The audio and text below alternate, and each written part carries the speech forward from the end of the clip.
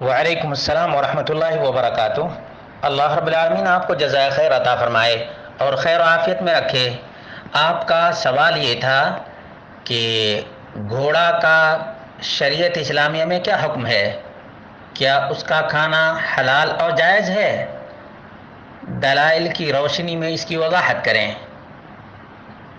اللہ رب العالمین نے فرمایا، یہ سورۃ الانعام کی 119 نمبر کی آیت ہے، وَقَدْ فَصَّلَ لَكُم مَّا حَرَّمَ عَلَيْكُمْ۔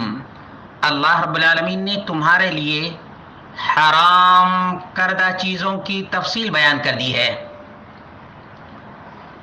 اور اللہ رب العالمین نے ان حرام چیزوں میں سے گھوڑے کا ذکر نہیں کیا ہے۔ دوسری آیت سورۃ المائدہ کی آیت نمبر 1 ہے، احلت لکم بہیمۃ الانعام الا ما یتلی علیکم۔ تمہارے لیے چوپائے حلال کیے گئے ہیں سوائے ان کے جن کی وضاحت کر دی گئی ہے۔ سورۃ المائدہ، اس میں بھی اللہ رب العالمین نے گھوڑے کو حرام نہیں کہا ہے، اس کے گوشت کو حرام نہیں قرار دیا ہے۔ اسی طرح سے سنن ابو داؤد کی حدیث نمبر 396 ہے، عن جابر بن عبد اللہ قال نہانا رسول اللہ صلی اللہ علیہ وسلم یوم خیبر عن لحوم الحمر وأذن لنا فی لحوم الخیل۔ رسول اللہ صلی اللہ علیہ وسلم نے خیبر کے دن ہمیں حمر اہلیہ یعنی پالتو گدھے کے گوشت سے ہمیں منع کیا، اور اللہ رب العالمین کے رسول نے ہمارے لیے اجازت دی گھوڑے کے گوشت کے سلسلے میں۔ معلوم یہ ہوا کہ گھوڑے کا گوشت حلال ہے، یہ سنن ابو داؤد کی حدیث ہے، اور محدثین نے لکھا ہے متواتر حدیث ہے، حدیث متواتر، حدیث مرفوع۔ صحیح بخاری میں کتاب الذبائح والصید باب فی لحوم الخیل حدیث نمبر 5520 ہے، عن جابر بن عبد اللہ رضی اللہ عنہم قال نهى النبي صلی اللہ علیہ وسلم یوم خیبر عن لحوم الحمر ورخص فی لحوم الخیل۔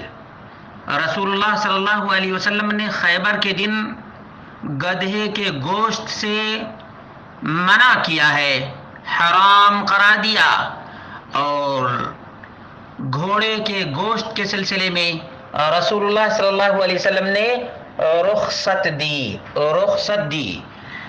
عن جابر بن عبد اللہ ان رسول اللہ صلی اللہ علیہ وسلم نہى یوم خیبر عن لحوم الحمر الاہلیہ وأذن فی لحوم الخیل۔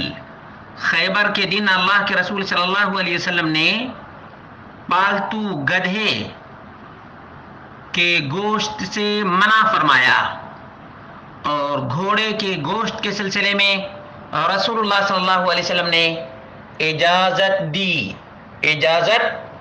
دی، جس کا دل چاہے، جس کو میسر ہو کھائے۔ صحیح مسلم کتاب الصید والذبائح باب فی اکل لحوم الخیل۔ باب بہت ہی زیادہ موسٹ امپورٹنٹ ہے کہ کس طرح سے امام بخاری نے اور امام مسلم نے اور امام ابو داؤد نے باب قائم کیا ہے، کتاب الصید والذبائح باب فی اکل لحوم الخیل، حدیث نمبر 1941 ہے، صحیح مسلم کی حدیث ہے۔ گھوڑے کے گوشت کے کھانے کے سلسلے میں یہ باب قائم کیا گیا ہے۔ بہت سے لوگ کہتے ہیں نہیں یہ سواری کے لیے ہے۔ بھائی سواری کے لیے تو بہت سے جانور ہوتے ہیں، تو کیا ان کو کھایا نہیں جاتا ہے؟ بیل سواری کے لیے نہیں ہے تو پھر بیل کو کیوں کھاتے ہیں؟ یہ اپنی طرف سے قیاس آرائیاں کر کے حلال چیز کو حرام قرار دیتے ہیں۔ بہت بڑی دھاندلی